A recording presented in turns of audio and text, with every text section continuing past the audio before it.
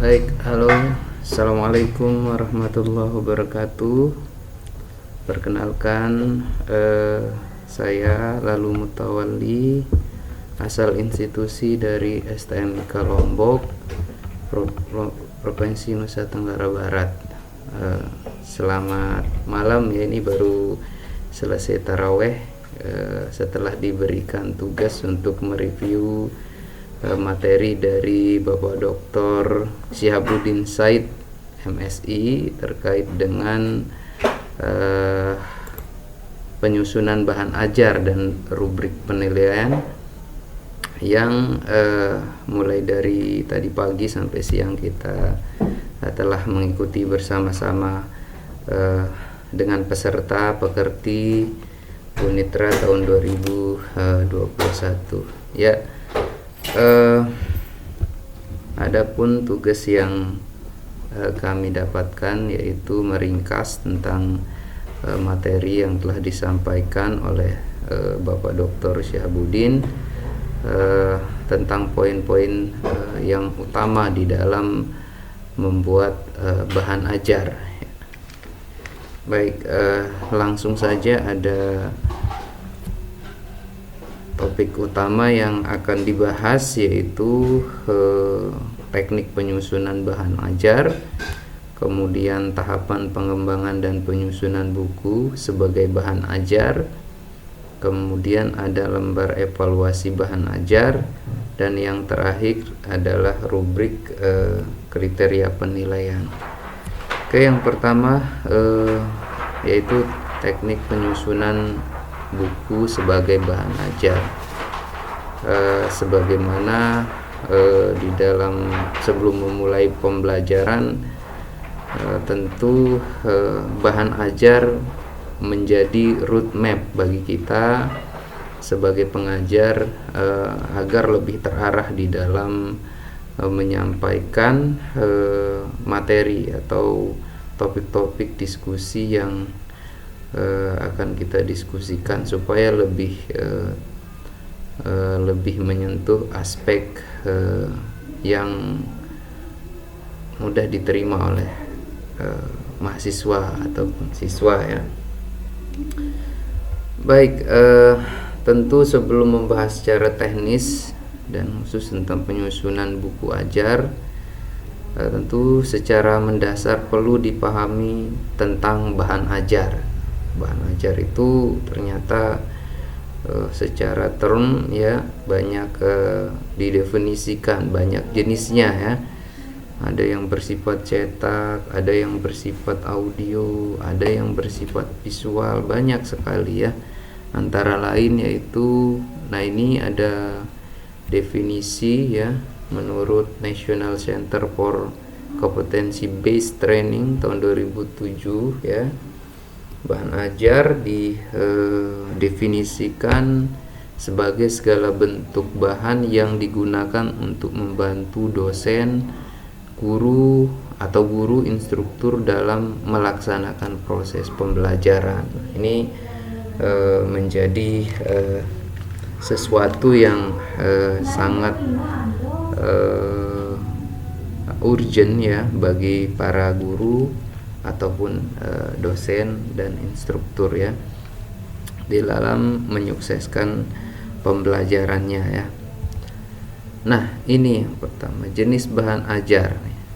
Jenis bahan ajar banyak sekali jenisnya, yang sebagaimana yang telah saya sampaikan sebelumnya. Ada yang berbentuk cetak ya, misalkan seperti buku atau paper juga bisa ya. Ada berbentuk visual seperti video ya, multimedia interaktif.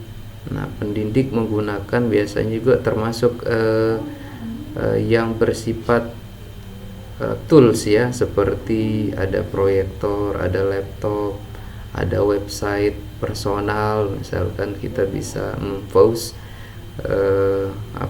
materi-materi yang kita sampaikan. Nah, juga media sosial yang hampir setiap orang di dalam era saat ini memiliki akun sosial media di dalam berinteraksi ya.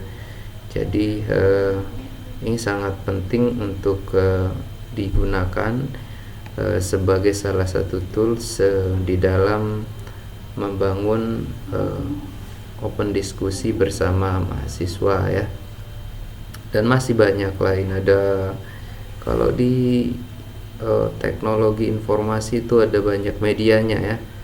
Bahkan untuk merealisasikan pembelajaran bersifat project, kita biasa menggunakan GitHub misalkan, atau media untuk yang bidang big data itu ada namanya Kaggle yang bisa kita pakai untuk berkolaborasi di dalam menyelesaikan suatu permasalahan ya. Nah, biasanya di mahasiswa saya sebagai basic teknologi informasi biasanya menerapkan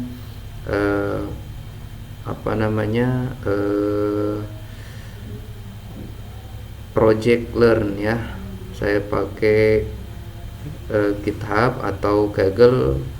Nah, saya biasanya share data dan modul di sana, kemudian mahasiswa bisa memberikan kontribusi di dalam project yang latihan yang kita lakukan ya.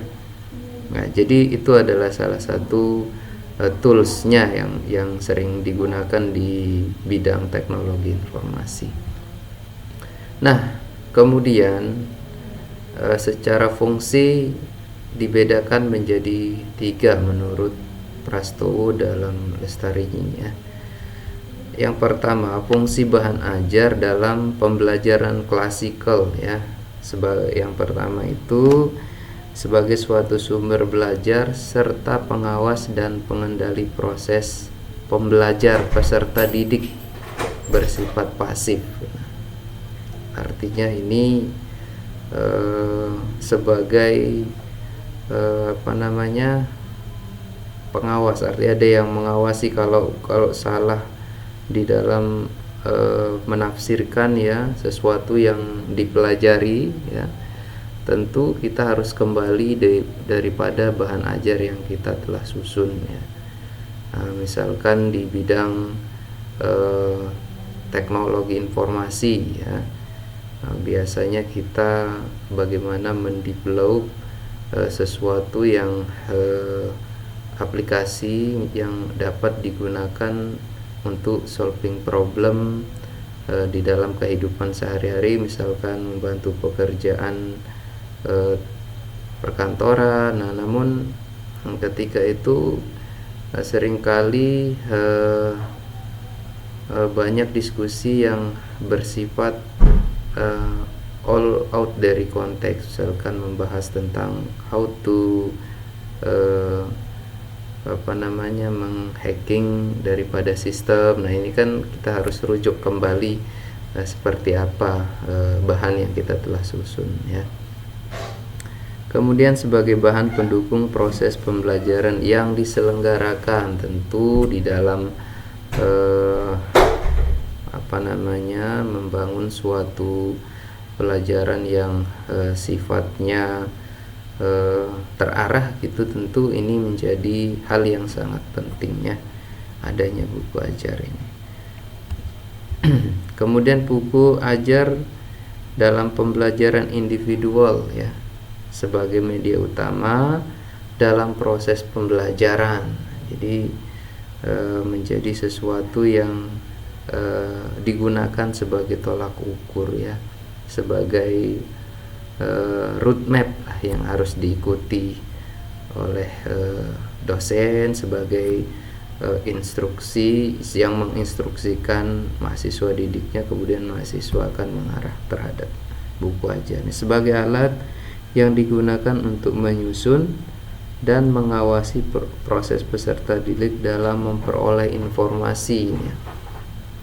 Kemudian yang ketiga, sebagai penunjang media pembelajaran individual lainnya. Jadi kalau kita memiliki bahan ajar yang sifatnya lengkap ya, kemudian support terhadap semua kebutuhan, baik itu